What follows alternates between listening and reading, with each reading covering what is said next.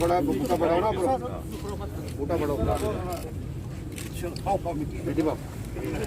पानी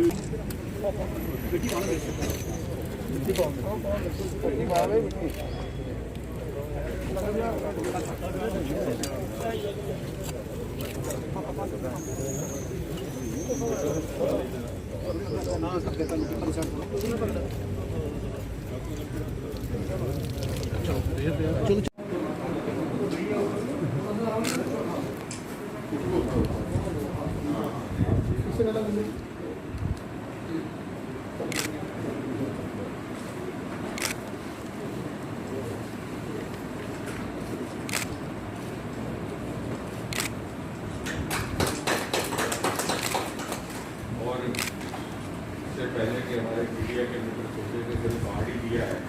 तो मैं असली कैटेगरी आर्मी को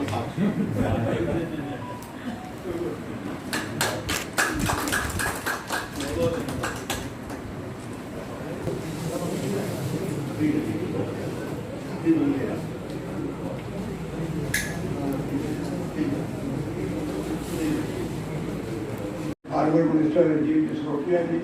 हमारे हिरणनगर के प्रेसिडेंट, धर्मपुर के प्रेसिडेंट, तमाम हमारे यहाँ साथी डोगरा जी,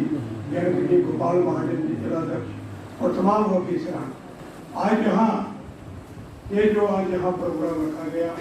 एक तो डॉक्टर साहब ने जैसे ही कोविड का बड़ी तेजी पकड़ी तो डॉक्टर साहब से हम भी टच रहे, पूरी एडमिनिस्ट्रेशन टच रही। कई बार सबसे बड़ा जो क्राइसिस था इस दौर के अंदर वो था ऑक्सीजन का। उस क्राइसिस के ऊपर हम तीसरे चौथे दिन बात कर लेते थे डिप्टी कमिश्नर साहब से भी, एसएसपी साहब से भी, कि जो क्राइसिस है कि कठुआ में एक ही फैक्ट्री है वो ऑक्सीजन दे रही है बड़ी तेजी के साथ, डबल शिफ्ट में 3 शिफ्ट के साथ जो हमारा ऑक्सीजन प्लांट मेडिकल कॉलेज के अंदर चला गया, उससे हमें पूरे शहर वासियों को, पूरे डिस्ट्रिक्ट को राहत मिली। मंजूर करवाया है केंद्र के लिए, उसी का कुछ एक काम शुरू करवाने हम गए थे उधमपुर जिले में, और अगले दिन जब मैं दिल्ली पहुंचा तो मुझे दाखिल होना पड़ा अस्पताल। और ये परमात्मा की कृपा है और शायद हमें अपना कर्म निभाने का अवसर भी है विधाता की ओर से कि कोविड के इस दौर से निकलने के बाद जो पहला दौरा हो रहा है वो फिर से अपनी ही कॉन्स्टिट्यूएंसी का हो रहा है। और कठुआ जो कि नोडल जिला है इस कॉन्स्टिट्यूएंसी का, और जो कि इस प्रकोप में सेकेंड वेव आई है, हर तरह की अलग अलग किस्म के लोगों को तकलीफ हो रही थी। किसी को निमोनिया हुआ, किसी को हार्ट अटैक हुआ, किसी को ब्रेन स्ट्रोक हुआ, किसी को लिवर डिसफंक्शन हुआ। तो मुझे भी थोड़ी सी खून में कोई दिक्कत आ गई थी, उसको पतला करने के लिए इंजेक्शन लगाते पड़ते थे। तो मैं तो बड़ा हंसते हंसते पेट में लगता था इंजेक्शन एक हुआ है क्या आपको, तो वो खुद ही बता देते ना कि सुबह वाला हिस्सा ही लगा है, शाम वाला हिस्सा ही लगाइए। तो 20 इंजेक्शन लगे, फिर उसके बाद हफ्ता 10 दिन दवाई खानी पड़ी। लेकिन शायद परमात्मा हमसे सेवा लेना चाहता है कि उसने अस्पताल भेजने से पहले भी मुझे अपनी लोकसभा कॉन्स्टिट्यूएंसी से ही रवाना किया था, और अस्पताल से छुट्टी लेने के बाद भी वो मुझे खींच लाया है वापस अपनी कॉन्स्टिट्यूएंसी के केंद्र स्थान कठुआ। और इसलिए ये सभी अपने साथियों का भी आशीर्वाद है, वो सारे मतदाताओं का भी जिन्होंने हमेशा के साथ हमें सेवा के लिए अवसर दिया है। आज जैसे कि अभी डीसी साहब जिक्र कर रहे थे,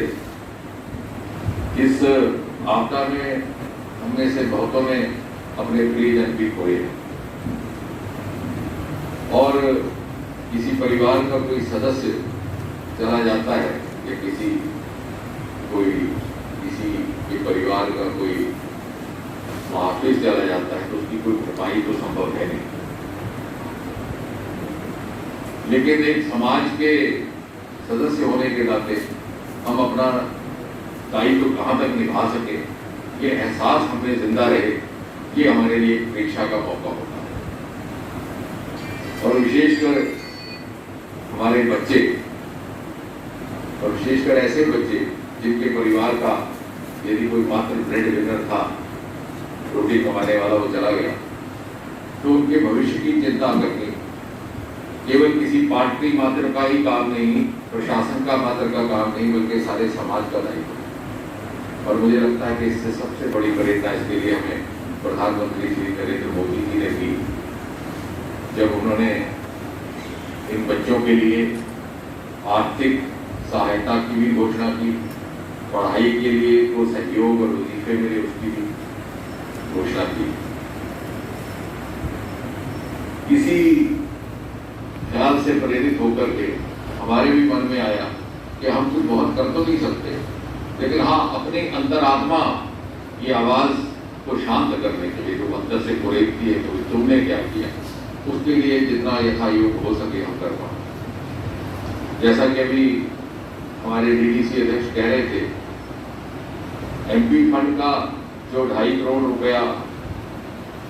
इस कोविड सेवाओं के लिए दिया गया है, ये वो था कि जो अन्य कामों के लिए पहले एलोकेट हो चुका था। क्योंकि अक्सर ये प्रश्न आता है कि जब एमपी फंड बंद था तो कहाँ आया, तो एक विशेष प्रयास किया गया, अनुमति प्राप्त की गई केंद्र सरकार से कि इसको री एलोकेशन करने की हमें इजाजत दी जाए। इन बदले हुए हालात और परिस्थितियों में केंद्र ने हमारी